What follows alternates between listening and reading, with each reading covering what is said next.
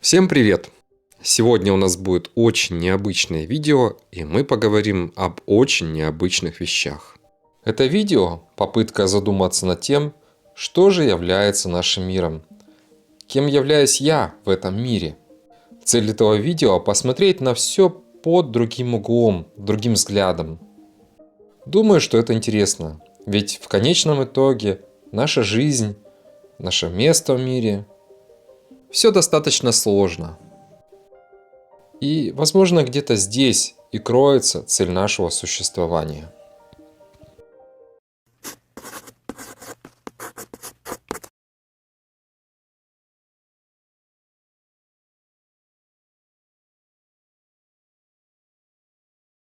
Мы затронем в этом видео интересные гипотезы и предположения, которые высказывались учеными, физиками, астрофизиками, а также ряду других сфер. Коснемся в нем разных, казалось бы, никак не относящихся друг к другу вещей, от элементарных частиц до современных научных теорий о том, что же представляет собой наша Вселенная. А в конце затронем теорию эволюции и теорию возникновения жизни. На первый взгляд, что вообще у всего этого может быть общего? А вот это интересно. Цель данного видео не доказать что-то или опровергнуть что-то, а лишь задуматься, попробовать посмотреть на вещи по-другому. Я прошу вас досмотреть видео до конца, только в этом случае будет все предельно понятно. Ссылки на все публикации и источники, которые использовались для создания этого видео, я оставлю в описании. Начать это видео я хотел бы с рассмотрения двух гипотез, которые звучат настолько невообразимо, что, кажется, речь идет о какой-то фантастике. Я хочу пояснить, что это именно гипотезы, а не теории. То есть первое – это предположение, попытка докопаться до истины и понять происходящее. Теория, по сути, то, что ранее было гипотезой, на основе полученных данных и доказательств уже стало теорией. Мы рассмотрим разные точки зрения, разных людей. Я думаю, что это интересно. А начнем мы с самой что ни на есть гипотезы о разумной Вселенной. Если вкратце, ряд ученых приходили к выводу о том, что наше сознание является частью чего-то большего. Английский астрофизик Артур Эннингтон, человек, который первым подтвердил общую теорию относительности, в своем труде «Природа физического мира» в 1928 году размышлял: «Мы знакомы с внешним миром, потому что его нити проникают в наше собственное сознание, и только концы этих нитей нам действительно известны. Из этих концов мы можем более или менее успешно восстанавливать остальное, подобно тому, как палеонтолог восстанавливает вымершего монстра по его следам». Ряд физиков высказывают мнение, что сознание уже может возникать на квантовом уровне. Например, физик-теоретик Джон Арчибальд Уиллер, кстати, он был тот, кто ввел понятие в астрофизике кротовые норы. В 1990 году Уиллер высказал предположение, что информация является фундаментальной концепцией физики. Также он пришел к выводу, что на уровне квантовой механики частицы не обладают определенной формой или точной позицией до тех пор, пока не попадают в поле зрения наблюдателя, либо же пока они не бывают измерены. Ученый назвал это антропным принципом. Кроме того, он утверждал, что каждая частица материи содержит частицу сознания.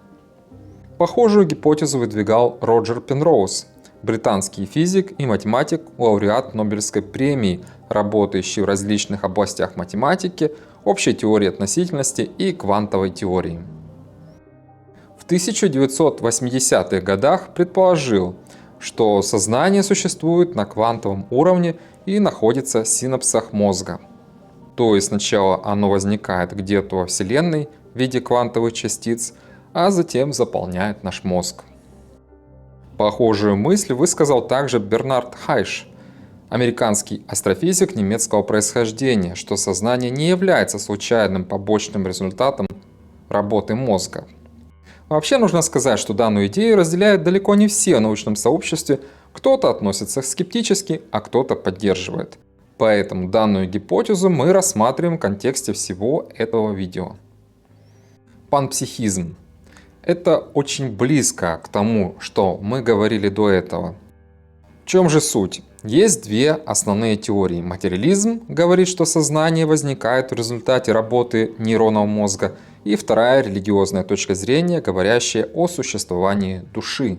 И как бы странно ни звучало сейчас, появилась новая точка зрения, что-то среднее, объединяющее обе, казалось бы, противоречащие друг другу точки зрения. Это и есть панпсихизм. Сейчас данная идея набирает популярность в научных кругах. Согласно этой идее, вся Вселенная наполнена сознанием. Идея эта не нова. За долгие годы существования панпсихизм закрепился в философии. Сторонниками живой Вселенной были Джордано Бруно, Томмазо Кампанелла, Дени Дидро, Иоганн Гёте, Артур Шопенгауэр. Но утвердил данный термин Роджер Пенроуз, о котором мы уже упоминали выше. Пенроуз считает, что сознание возникает из свойств квантовой запутанности. Давайте вкратце объясню, что это такое. Квантовая запутанность достаточно странная штука. Простыми словами, это означает, что для частиц как таковой не существует ни пространства, ни времени.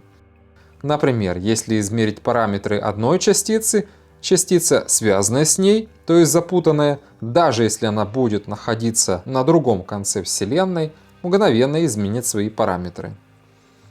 То есть расстояние в этом случае, какое бы оно ни было, не имеет значения.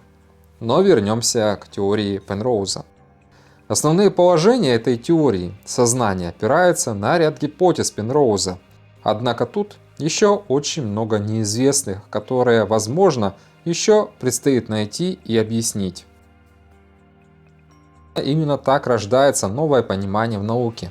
Ряд ученых допускает возможную верность данной гипотезы, но ряд относится критически. В целом же к идее панпсихизма приходили разные ученые из разных областей науки. Например, Бернард Хейш, американский астрофизик. Также Кристоф Кох, ведущий специалист в области нейробиологии, ведущий специалист по исследованию сознания, а также нейробиолог и психиатр Джулио Тотони. По словам Коха, теория Тотони предлагает научную, действенную, обладающую предсказательной силой математически точную форму панпсихизма 21 столетия. Это гигантский шаг на пути к окончательному решению древней проблемы души и тела. Панпсихизм похож на то, что индуисты и буддисты называют брахманом, огромное универсальное божество, частью которого мы являемся. В буддизме сознание – это вообще единственное, что существует. И пусть эта теория очень неоднозначная, но разбираясь в ней, кое-что приходит на ум. Насколько все-таки похожи нейроны нашего мозга и сверхскопления во Вселенной? Вторая картинка со Вселенной – это компьютерное моделирование. Тем не менее, это то, как выглядит Вселенная. Во Вселенной есть структура строения, где вещество тянется нитями от сверхскоплений галактик. И, конечно же, эта схожесть не может не поражать и приводить к подобным мыслям, которые описывались выше. Если задуматься, мы очень мало знаем о Вселенной. Согласно нынешнему нашему пониманию, все это выглядит так благодаря наличию темной материи и темной энергии. Считается, что темной материи во Вселенной 5-6 раз больше обычной. На этом фоне количество обычной материи относительно небольшое. О том, что это действительно существует, мы знаем по гравитационному воздействию на видимую материю, на галактики, а также по скорости расширения Вселенной. Повторюсь, когда ты видишь это, невольно приходят мысли, что, наверное, далеко не все мы знаем о нашем мире и, возможно, стоим на пороге чего-то невероятно грандиозного, что мы просто еще не в силах понять. Квантово-механические флуктуации и наш мир. Квантово-механические флуктуации – довольно странная по звучанию фраза, имеющая еще более странный смысл. Если мы говорим о том, как появилось все в нашем мире, как появилась наша Вселенная, кроме назвать это магией, довольно сложно. Поэтому появился научный термин – квантово-механические флуктуации. Что это значит?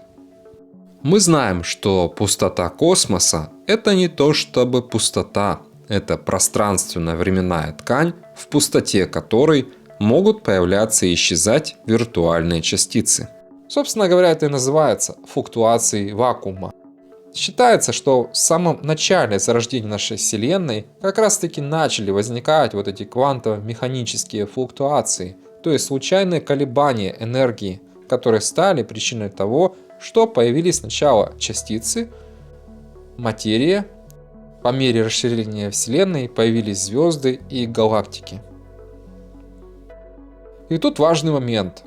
Говоря о галактиках, мы говорим о распределении галактик во Вселенной. Они не раскиданы, они находятся в сверхскоплениях, что статистически похоже на квантово-механическое распределение. Это и есть то самое очевидное невероятное, что все это возникло из квантовых колебаний и при глобальном рассмотрении имеет те же черты, что и на уровне квантового мира. Сейчас считается, что галактики своим существованием обязаны воздействию темной материи, хотя, как я сказал выше, мы понятия не имеем, что же это такое. И в каком-то смысле все это нарушает такое понятие, как энтропия или второй закон термодинамики. Что все в нашем мире стремится перемешаться, обнулиться, прийти к какому-то общему состоянию. Это говорит о том, что второй закон термодинамики может быть применен лишь частично к нашему миру, а к квантовому миру, миру частиц, так вообще неприменим. Русский физик Афанасьева Татьяна рассмотрела вопрос обратимости и необратимости процессов. В 1926 году она написала статью об этом, ссылку на которую, кому интересно, я оставлю под этим видео. Итак, сделаем вывод, что благодаря квантовым флуктуациям, то есть случайным колебаниям, появились частицы, затем по воле случая и воздействию темной материи возникли галактики и Вселенная в целом. Тут логично приходит на ум, что есть какой-то закон, согласно которому все стало именно так, как и должно было стать. И слово случайности, возможно, является лишь нашим непониманием какого-то принципа, как это работает.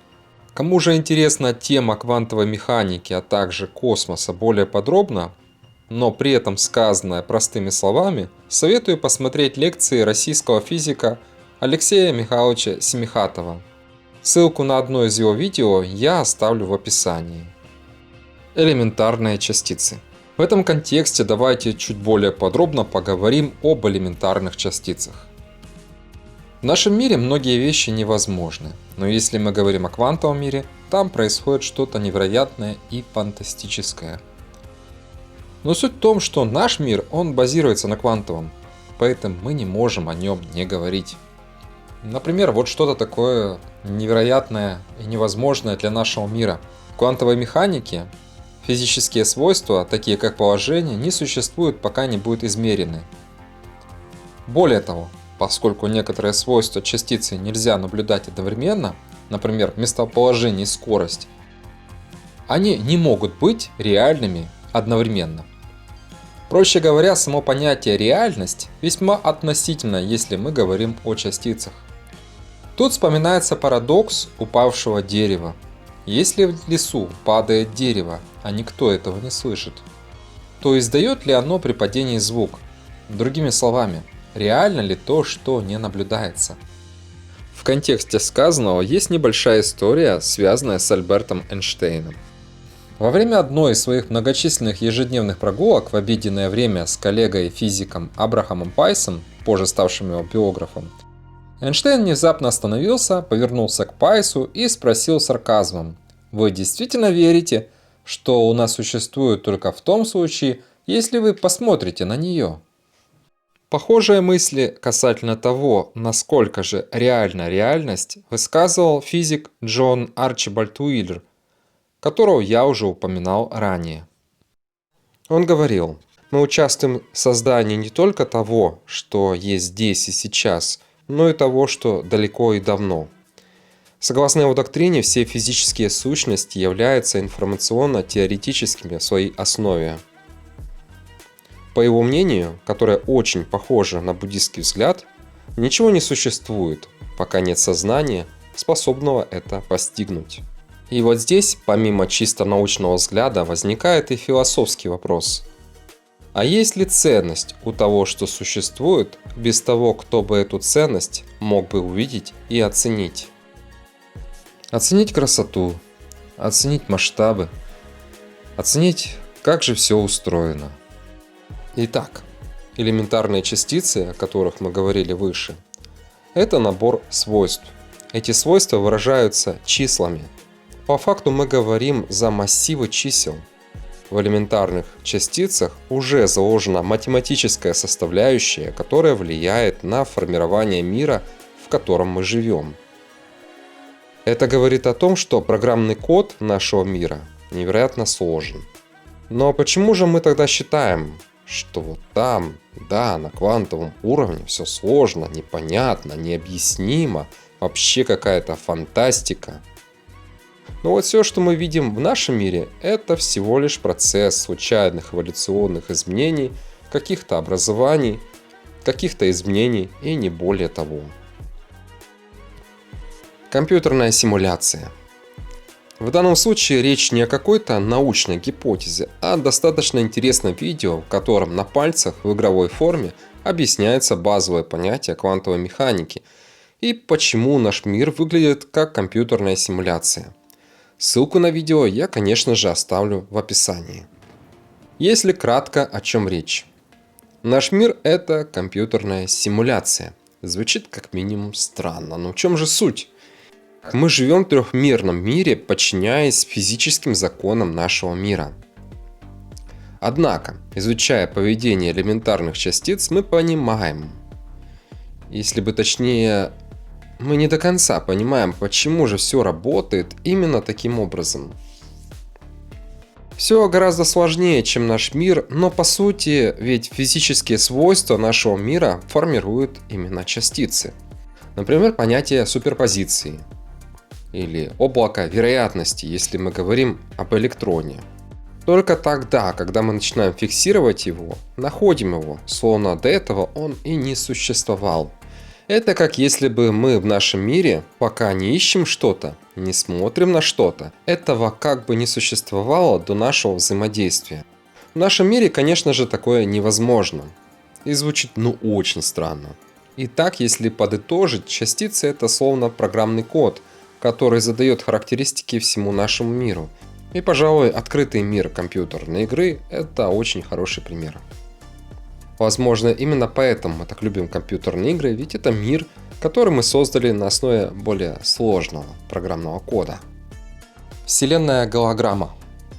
Это самая сложная часть видео, но без нее никак. Речь идет о гипотезе голографического принципа. Впервые такую идею выдвинул нидерландский физик-теоретик Герард Хофт. Чтобы разобраться в этой гипотезе, обратимся к аллегории Платона в пещере. Ссылку на сам текст аллегории я оставлю под этим видео. Если очень кратко, то можно представить себе сидящих в пещере людей, которые не могут увидеть мир вне пещеры, однако могут видеть тени, отбрасываемые предметами, которые проектируются на стену пещеры. Именно подобный принцип описывает данная гипотеза. Как ни странно, но данная идея возникла из понимания принципа черных дыр. Давайте я поясню, что же это значит. Информация, попадающая в черную дыру, увеличивает площадь этой самой черной дыры. 1 бит информации равен 1 планковской единице.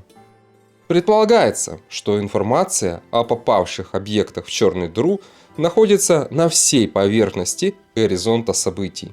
Информация о трехмерных объектах представлена в двумерном закодированном виде. Это понимание основывается на фундаментальном принципе физики – законе сохранения информации. Именно на этом строится догадка из теоретической физики голографического принципа. Итак, данная гипотеза говорит, что информация о любом объекте, а все существует в трех измерениях, находится как бы на поверхности этого самого объекта. Информация о том, что он представляет, все, чем он был. Предполагается, что все, что мы видим, может представлять проекцию откуда-то извне, где находится эта самая информация в каком-то кодированном виде.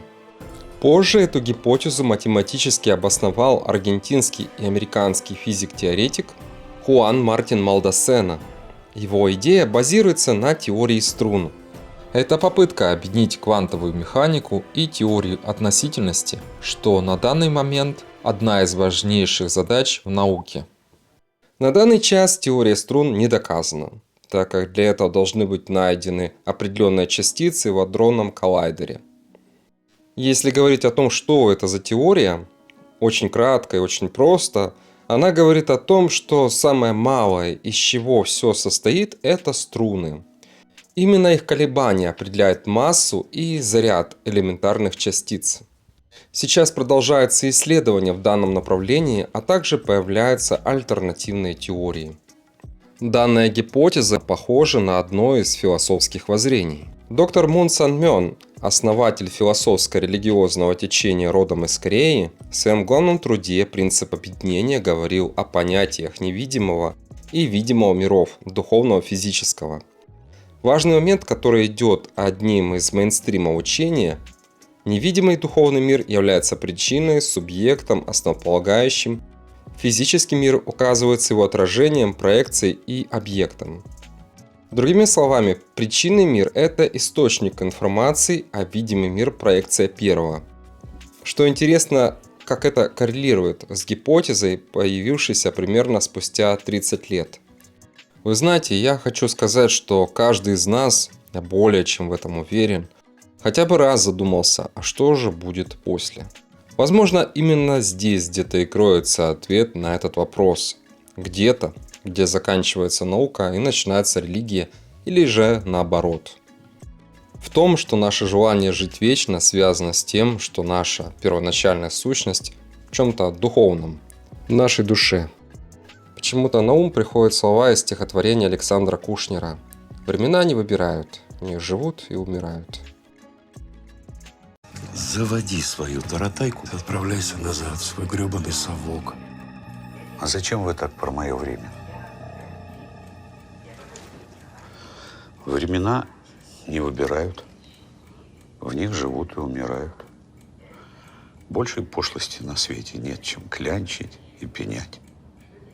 Будто можно те на эти, как на рынке, поменять. И немного о последнем. Одно интересное упоминание из принципа касательно изначальной концепции, конечной цели, исходя из которой формирование Вселенной происходило от простого к сложному согласно первоначально задуманной идеи. То есть понятие первичной информации, принципа, из которого появился наш мир. Дается понимание, что это и есть та самая концепция слова, которая упоминается в Библии. Последовательность Фибоначчи. Мы уже говорили о числах, что по факту весь наш мир представляет собой систему сложных данных. Я хочу привести один пример, скорее всего многие об этом слышали, это последовательность Фибоначчи. Очень кратко, что это такое. Числа Фибоначчи – это числовая последовательность, в которой первые два числа равны нулю либо единице, а каждое последующее число равно сумме двух предыдущих чисел. Данная последовательность известна еще с древнейших времен, гораздо позднее названа в честь средневекового математика Леонардо Пизанского, известного как Фибоначчи. Самое простое понимание чисел Фибоначчи можно увидеть в золотой спирали. Другое название – это спираль Фибоначчи. И тут все довольно просто, так как похожую модель, называемую логарифмическая спираль, можем увидеть не в учебнике, а в природе. Это раковины моллюсков, окаменелые аммониты, цветок подсолнуха, рукава спиральных галактик. Как же объясняется данная схожесть? Собственно говоря, довольно просто. Случайностью. Совпадением. Почему вообще я решил об этом сказать? Во-первых, потому что это интересно. Во-вторых, потому что это удивительно. И в-третьих, потому что в этом есть логика. Это в целом напоминает модель на основе программного кода. И да, я действительно начинаю уставать от слова «случайность». Слишком уж много накопилось в этом видео случайностей. И это еще не конец. Случайности не случайны. Да, я знаю. Вы это уже говорили. Дважды. И прежде чем мы перейдем к условно второй части видео, я хотел бы упомянуть о двух ученых, которые очень много что сделали для науки, но имена которых, я думаю, многим неизвестны. Артур Холли Комптон. Думаю, многие впервые слышат это имя, что весьма незаслуженно. Это американский физик, лауреат Нобелевской премии по физике 1927 года за доказательство существования фотона в 1922 году. В целом этот человек сделал просто невероятно огромный вклад для науки. Для тех, кто желает ознакомиться со всеми достижениями Комптона в физике и квантовой механике, я оставлю ссылки в описании к этому видео. Говоря о Комптоне, нельзя не сказать о его религиозных и философских воззрениях. До конца жизни он оставался верующим и мыслителем. О религии он высказывался весьма определенно. Чтобы наука признала религию, необходимо рассмотреть гипотезу, согласно которой в природе действует разумное начало. И далее. Обсуждение доводов в пользу существования божественного разума ведется с того момента, как появилась философия. Аргумент, основанный на идее разумного замысла, постоянно подвергается критике, однако так и не получил адекватного опровержения. Напротив, чем больше мы узнаем о нашем мире, тем меньше представляется вероятность того, что он возник случайным образом. Поэтому сегодня мало кто из ученых станет защищать атеизм. Конец цитаты. Думаю, что считать человека недалеким, на счету которого десятки научных открытий, достаточно глупо. Физик Ли Смолин, американский физик-теоретик. Известен работами по теории струн, квантовой гравитации и теории элементарных частиц. Он оценил шанс существования жизни во Вселенной как ничтожный, из чего он заключает: на мой взгляд, мы не можем оставить без объяснения настолько ничтожную вероятность. Удача здесь точно ни при чем. Нам нужно рациональное объяснение того, как происходит нечто подобное. Ну а во второй, скажем так, части этого видео я просто не могу не коснуться такой темы, как эволюция. Впрочем, почему же только коснуться? Давайте подробнее остановимся на этом моменте. Самое известное — это, конечно же, теория Дарвина, с нее и начнем. Итак, давайте кратко пройдемся по теории Чарльза Дарвина. Виды изменялись, постепенно приспосабливаясь к различным изменениям, либо же вытеснялись другими видами, у которых это выходило чуть лучше, что называется естественным отбором. Есть еще другая концепция, появившаяся примерно в то же время. Я не могу не упомянуть ее в общем контексте. Это ортогенез. Концепция, утверждающая, что развитие живой природы обусловлено внутренними причинами, направляющими ход эволюции по определенному маршруту, строго определяя его направление. Почему пошла первая теория, а не эта? Потому что если есть что-то такое, что двигает прогресс, то что это? Непонятно, поэтому просто поставили пока в сторону.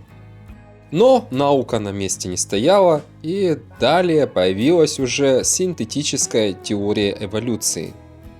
Если очень кратко, речь идет о том, что вся информация записана на РНК или ДНК. Изменения происходят за счет мутаций, случайных, разумеется, и рекомбинаций за счет полового размножения, переходящие с разной степенью в другие поколения. Но направление эволюционного процесса считалось, как и прежде, на основе естественного отбора. Современное научное представление во многом схоже с синтетической теорией эволюции. Самое последнее называется эволюционная биология развития. Главное отличие от синтетической теории в том, что пришли к выводу, что внешние факторы все же оказывают влияние на гены.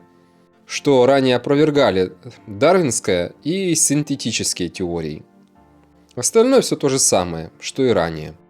С небольшими дополнениями. Это миграции, изоляции, адаптации и даже обучение. А вот что будет дальше, тут уж видно будет. Итак, в целом считается, что мутации и рекомбинации генов возникают всегда и случайно, и просто случайно оказывается все так, как нужно. Появление шерсти, перьев, глаз считается случайностью. То есть случайно появляется какой-то ген, и далее он закрепляется. Причем появлялось все это добро параллельно. Глаза, крылья насекомых, крылья птиц вообще в процессе появились от разных органов. Связи нет, но идея-то хорошая, поэтому появилась. Причем в процессе эволюции устройства, отличаясь в деталях, были в целом похожи. Есть для этого даже такой прекрасный научный термин, как гомоплазия. Итак, случайно появилась, прижилась, размножилась в детенышах. То же самое и с мимикрией. Это подражание животных предметам окружающей среды. Считается, что мимикрия появилась в результате естественного отбора. Появились случайные мутации или рекомбинации, после чего наиболее приспособленные особи, получив преимущество, распространились. То же самое касается и эволюционного перехода от одного вида в другой. Хороший пример – это Odonta helix. То есть такая переходная штука, еще не совсем черепаха, но уже как бы типа. Удивительно, конечно, как в целом удачно работает система, которая на самом деле просто невероятно сложная, где изменения, словно шестеренки, удачно вписываются в работу целого механизма.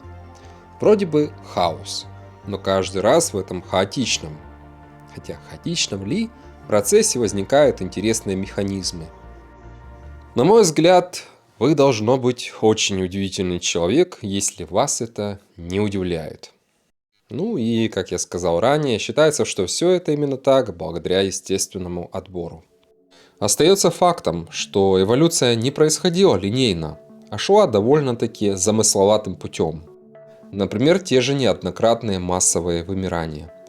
Происходили они, конечно же, случайно. Вообще сложно на самом деле представить, как бы выглядел наш мир, если бы все было линейно, без этих огромных эволюционных ветвей, которые появлялись и исчезали. И на самом деле, если подумать, то, наверное, вряд ли это могло быть как-то иначе. Каждый этап этого появления и исчезновения были словно ступенечки появления того мира, который существует сейчас. Можно сказать, что происходила эволюция в целом всей планеты, а живые виды – это по сути дела часть огромного процесса. Мышление. А что же насчет мышления и сознания?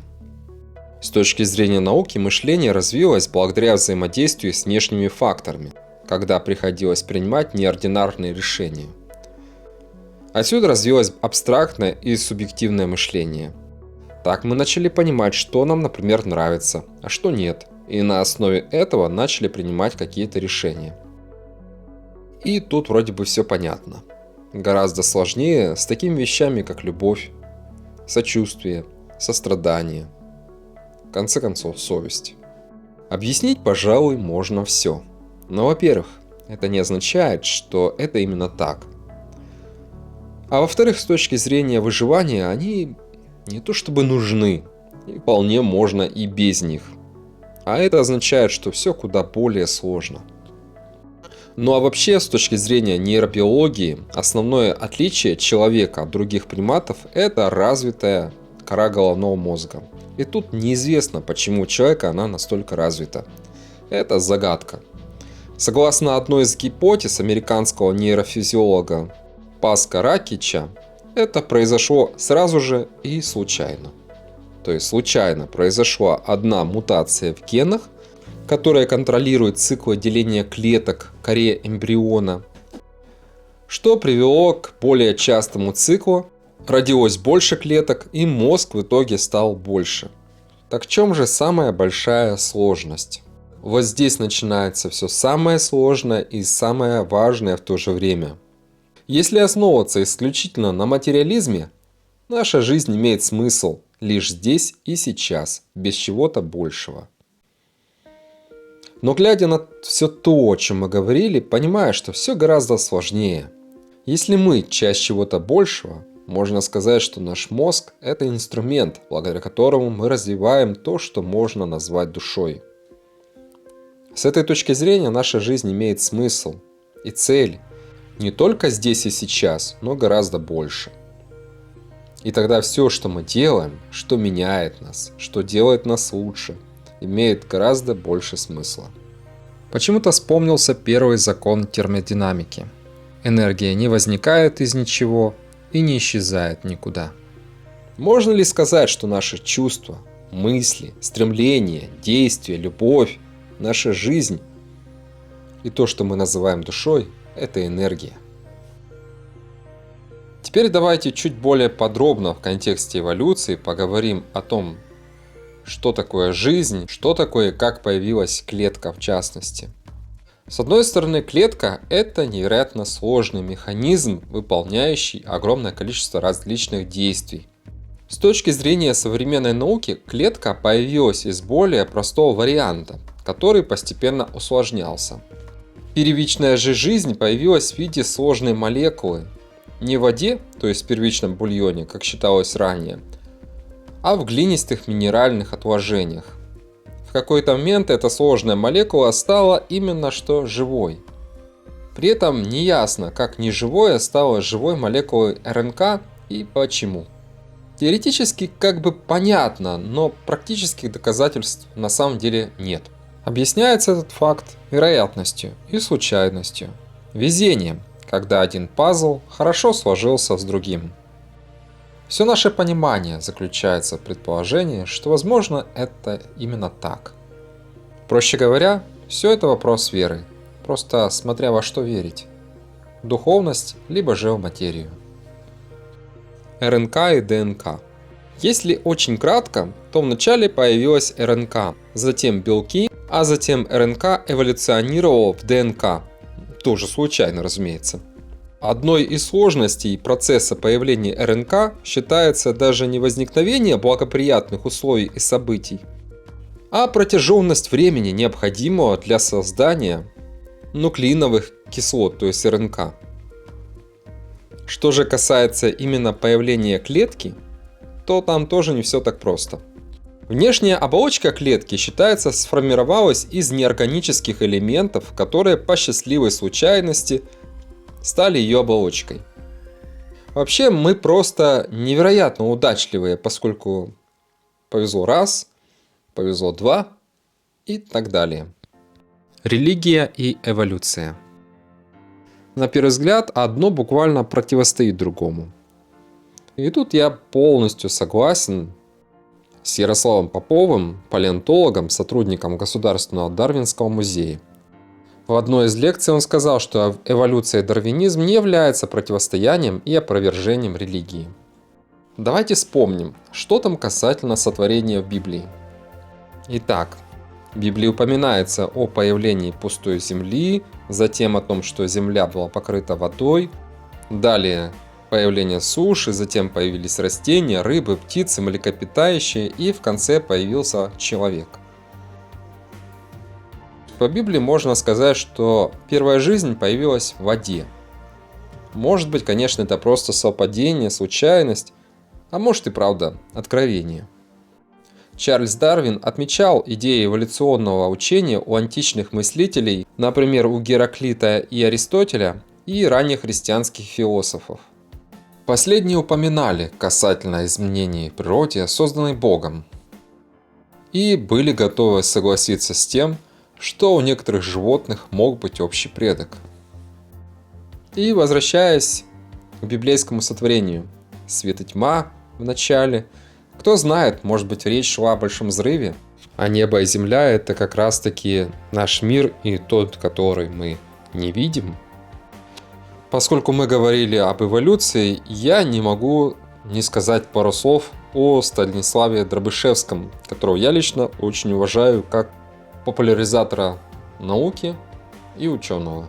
Уверен, что части людей, которые смотрят это видео, не нужно объяснять, кто такой Станислав Дробышевский. Для тех, кто все же не знает, это российский ученый, антрополог и популяризатор науки. Ну и мало ли, вдруг это видео смотрит и сам Станислав. Если это так, я буду очень этому рад. Итак, я с глубоким уважением отношусь к тому, что делает Станислав Дробышевский в плане науки. Однако, с моей точки зрения, когда он касается темы религии, он достаточно сильно заблуждается. Объясню, почему я так считаю.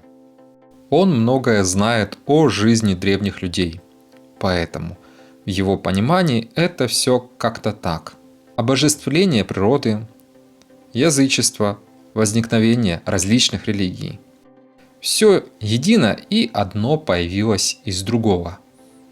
Но на самом деле, если мы посмотрим, то человечество вело такой непрестанный поиск истины всю свою историю. Для примера посмотрим, что происходило в средневековой Европе в период Возрождения, Ренессанса. Тогда возникли два направления. Это гуманизм и гебраизм. Первое – это возросший интерес к античности, к эллинизму Древней Греции и Риму и изучение античных трудов. Второе – это попытки найти истину, обращаясь к культуре и истории Древней Иудеи и раннему христианству. Эллинистическое направление мысли, возрожденное гуманизмом Ренессанса, заняло доминирующее положение по отношению к гебраизму, и в целом это породило два потока мысли, которые привели к развитию науки, а также появлению различных религиозных и философских течений. С одной стороны, люди пытались разобраться, как все работает в природе, а с другой искали смысл существования и ответы на вопросы, которые рождаются в душе любого человека. Нужно понимать, что это никуда не исчезнет, потому что есть потребность понимания человеком глубинных вещей. Тут так и хочется сказать, не хлебом единым. И еще такой момент. Это плохая идея бороться за то, чтобы веру прибить, особенно если речь о России. Не будет веры, а что на ее месте будет? Ничего хорошего места не будет. Уже одни люди пытались уничтожить религию. Вышло? Нет. И это не связано с глупостью. В ряде стран сейчас религия теряет свои позиции. Приносит ли им это пользу? Скорее наоборот. В общем, обращаясь к вам, Станислав, попробуйте посмотреть на это по-другому. Почему это важно вообще? Важно то, о чем мы говорим. Потому что сейчас, на мой взгляд, наука приходит к тому, что есть что-то внутреннее, что движет этим внешним. С другой стороны, Станислава Дробышевского я понимаю. Когда ему различные маргиналы начинают кидать комментарии по типу «Да лучше это все что связано с твоей эволюцией. Почему, например, сейчас обезьяна человеком не становится?» Хотя вот тут не совсем понятно, из какой именно обезьяны должен появиться человек. Потому что их очень много. Гиббон, шимпанзе, мартышка, горилла, а может быть орангутанг? Если очень кратко, то предок у всех один. Только вот жил этот предок десятки миллионов лет назад. Поэтому это отдельные виды, которые не могут стать человеком. В общем, Станислава, конечно, можно понять. Смотрит он на таких людей и наверняка думает: ой, мракобесы. А вообще, я рекомендую всем посмотреть его лекции по антропологии, о жизни древних людей, а также о палеонтологии. Его очень интересно слушать, и я думаю, что вы откроете для себя много нового. Давайте сделаем вывод. Итак, частицы на квантовом уровне существуют согласно определенным законам, не очень на самом деле нам понятным. В свою очередь, данные числовые массивы, о чем мы говорили выше, рождают все, что мы видим вокруг. И также, в свою очередь, все живет и существует на основе все тех же чисел. Но о факте возникновения жизни и эволюционному развитию мы делаем вывод о случайности. Вам не кажется, что где-то тут наша логика немножко так ломается? Возможно, в данном случае наши представления и суждения мало чем отличаются от представлений древних людей, которые не в силах объяснить различные природные явления, приходят к достаточно простым и неверным выводам. В конце этого видео я хотел бы сказать, что все эти последние предположения, гипотезы говорят о том, что сейчас наука вступает в свой новый этап. Когда наш привычный, казалось бы, уже понимаемый нами мир предстает совершенно в ином свете. И грань между материализмом и духовностью стирается, и уже сложно понять, что же есть что. Меняется наше представление о мире, в котором мы живем. И, возможно, через это изменимся и мы сами. Быть может, это видео натолкнет кого-то на какие-то умные мысли, подтолкнет разобраться дальше и открыть еще больше. Спасибо вам за то, что досмотрели до конца это видео. Пожалуйста, поставьте лайк, не поленитесь, а также оставьте комментарий. Все это необходимо, чтобы как можно больше людей смогли посмотреть это видео. Спасибо вам и до скорых встреч!